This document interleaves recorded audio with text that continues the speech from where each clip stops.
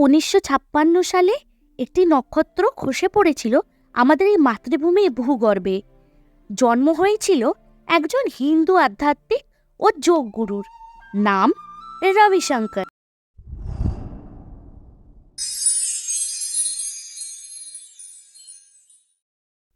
রবি নামটি পড়েছিল রবিবার জন্ম হয়েছিল বলে, এবং শঙ্কর নামটি তার পাওয়া 8ম শতাব্দীর হিন্দু সাধকের ওপর, যার নাম আদিশঙ্করা।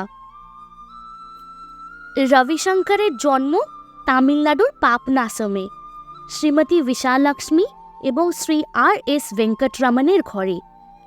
তার ছোট বোনের নাম শ্রীমতী ভানুমতি নরসিংহম। শ্রী সুধাকর চতুর্বেদীর হাতে হাতখড়ি হয় ওনার, যিনি একজন বৈদিক পণ্ডিত এবং মহাত্মা গান্ধীর ঘনিষ্ঠ ছিলেন। বেঙ্গালুরু বিশ্ববিদ্যালয় আর সেন্ট জোসেফস থেকে স্নাতক অর্জন করে এবং দ্বিতীয় শিক্ষক মহর্ষি মহেশ যোগীর সাথে ভ্রমণ করে বৈদিক বিজ্ঞানের ওপর বক্তৃতা দেন এবং অতীন্দ্রিয় ধ্যান এবং আয়ুর্বেদ কেন্দ্রর উপস্থাপনা করেছিলেন। আর ঠিক এইভাবেই আধ্যাত্মিক পথযাত্রা শুরু করে রবিশঙ্কর। শ্রী সুধাকর চতুর্বেদীর কাছে প্রশিক্ষণ নেওয়ার সময়ই তিনি মহর্ষি যোগীর অনুসারী হন। 2008 সালে যোগীজির মৃত্যুর আগে পর্যন্ত রবিশঙ্কর তার গুরুর কোনো উল্লেখই করেননি। 1980-র দশকে রবিশঙ্কর 10 দিনের জন্য নীরবতায় চলে যান এবং জন্ম হয় একটি শক্তিশালী কৌশলযুক্ত শ্বাস প্রশ্বাসে, নাম সুদর্শন ক্রিয়া। সময় কাটার সাথে সাথে এই সুদর্শন ক্রিয়াই আর্ট অফ লিভিং এর প্রাণভ্রমরা হয়ে উঠেছে। আচ্ছা, এবার আমরা আর্ট অফ লিভিং এর কিছু চারিত্রিক বৈশিষ্ট্যতার ব্যাপারে কথা বলবো। আর্ট অফ লিভিং একটি আন্তর্জাতিক, অলাভজনক, শিক্ষামূলক এবং মানবিক সংস্থা হিসাবে প্রতিষ্ঠিত করেছিলেন, যার মূল মন্ত্র হল মানুষের মধ্য থেকে মানসিক ও দৈহিক চাপ দূর করা এবং আত্ম উপলব্ধি, আধ্যাত্মিক উন্নতি, মানসিকতার উন্নতি ও সুস্থবোধ করানোটাই একমাত্র লক্ষ্য। মানবিক মূল্যবোধকে লালন করতে এবং আর্ট অফ লিভিং এর মাধ্যমে সংঘাত সমাধানের সমন্বয় করতে গুরুদেব 1997 সালে ইন্টারন্যাশনাল অ্যাসোসিয়েশন ফর হিউম্যান ভ্যালুজের প্রতিষ্ঠা করেন। এটা দেখা গেছে যে বিশ্বব্যাপী শান্তি আলোচনায় গুরুদেব একটি গুরুত্বপূর্ণ ভূমিকা আগাগোড়াই পালন করে এসেছেন। শুধু ভারতবর্ষেই নয়, কলম্বিয়া, কোসোভো, ইরাক, সিরিয়া এবং কোট ডি আইভোরের মতো দেশরাও গুরুদেবের এই শান্তির কর্মসূচির পথ অনুসরণ করে চলেছেন এবং তা ক্রমবর্ধমান। তার নিদারুণ একটি উদাহরণ হল 2003 সালে হাজার হাজার ইরাকিরা এই ট্রমা রিলিফ বা সুদর্শন ক্রিয়ার মাধ্যমে খুবই উপকৃত হয়েছেন। যেটা অনেকেরই অজানা, রাম মন্দির নিয়ে দীর্ঘস্থায়ী অযোধ্যা বিবাদের টানাপোড়েন চলছিল। গুরুদেব 2001 ও 2 সালে এবং আবার 2017 সালে একটি শান্তি ও বন্ধুত্বপূর্ণ মীমাংসা খুঁজতে নিযুক্ত ছিলেন।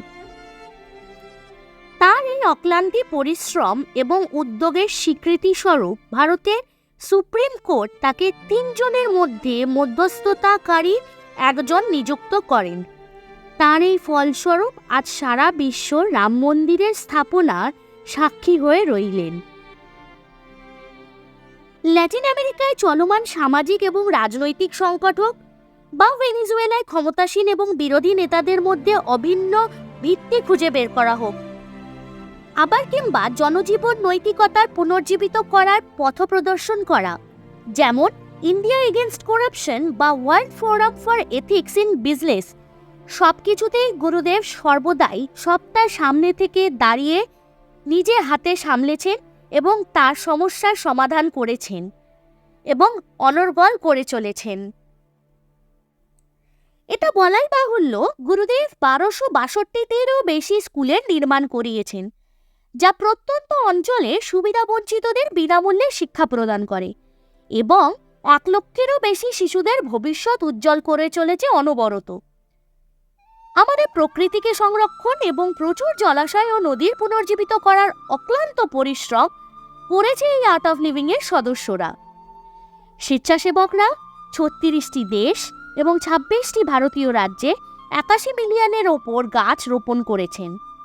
IAHBর প্রিজন প্রোগ্রামের মাধ্যমে বিশ্বব্যাপী 8 লক্ষ বন্দীদের পুনর্জীবনে ফিরতে সাহায্য করেছে। যেমন উরুগুয়েতে স্বরাষ্ট্রমন্ত্রক আর্ট অফ লিভিংয়ের প্রোগ্রাম করা বন্দীদের জেলের সাজা কমিয়ে দিয়েছিল।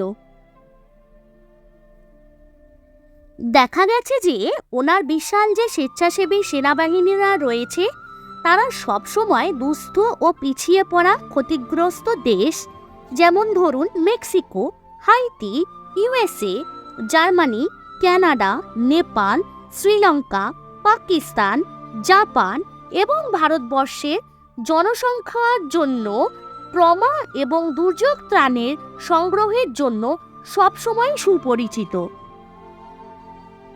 এই সমাজের প্রতি ওনার কৃতিত্ব বা অবদান আপনারা যেটাই বলুন না কেন এতটাই পরিমাণে বেশি যে আমি এই একটা ভিডিওতে বলে শেষ করে উঠতে পারবো না, করা যাবে না।